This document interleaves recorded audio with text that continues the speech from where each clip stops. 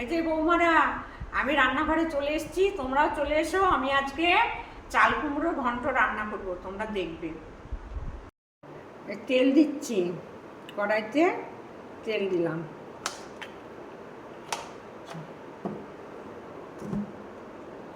শুকনো লঙ্কা দুটো দিলাম, তেজপাতা,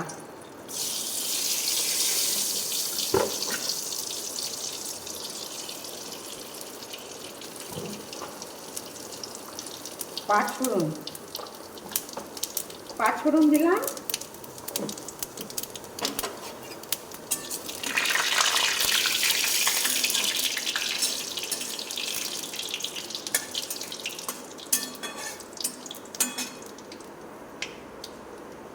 এবারে দেখো মুগ ডাল দিচ্ছি, মুগ ডাল ধুয়ে রেখেছিলাম, মুগ ডাল দিলাম, মুগের ডাল ভাজা ভাজা হলে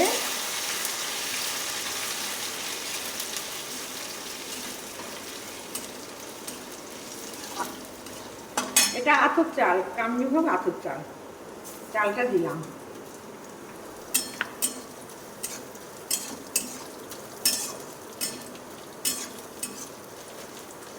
এটা কষানো হয়ে গেলে আমি চাল কুমড়োগুলো দিয়ে দিচ্ছি। এই তো কামিনীভোগ চাল আর ডালটা ভেজে নিয়ে চাল কুমড়োটা দিলাম, এবার নেড়ে নিলাম, সুন্দরভাবে নেড়ে নিয়ে এবার লবণ দেব। এবার লবণ দিচ্ছি, স্বাদ মতো লবণ, আর একটু হলুদ, আর একটু কাশ্মীরি লঙ্কার গুঁড়ো, চিনি, এবার একটু নাড়ি,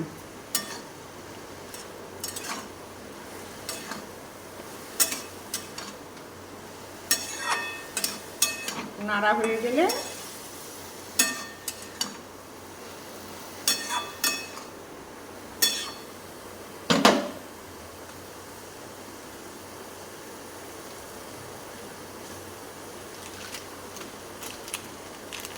জিরার গুঁড়ো দিচ্ছি,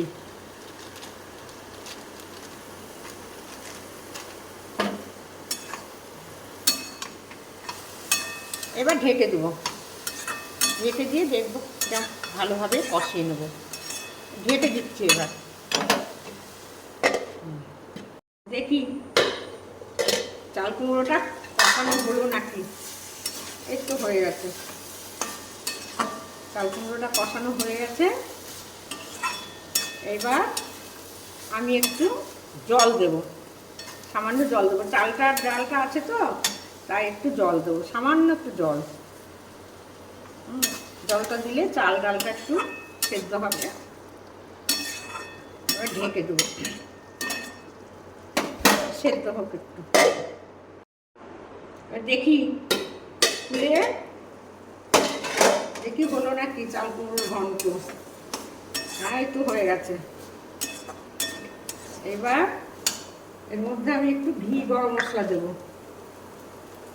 সামান্য ঘি,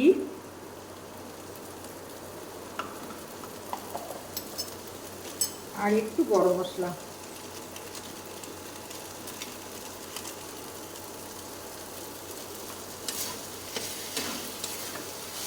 এই দেখো একদম রেডি হয়ে গেছে। একটু নাড়াচাড়া করে ঢেলে নিলেই হলো চাল কুমড়ো ঘন্ট। এবার ঢেলে নেব।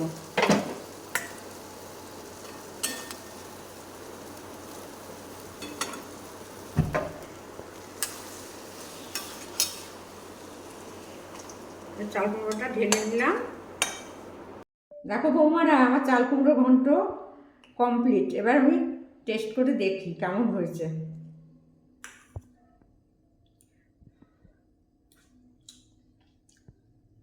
দারুণ হয়েছে, তোমরা এভাবে রান্না করে খেয়ে দেখবে, খুব ভালো হয়েছে। লাইক করবে।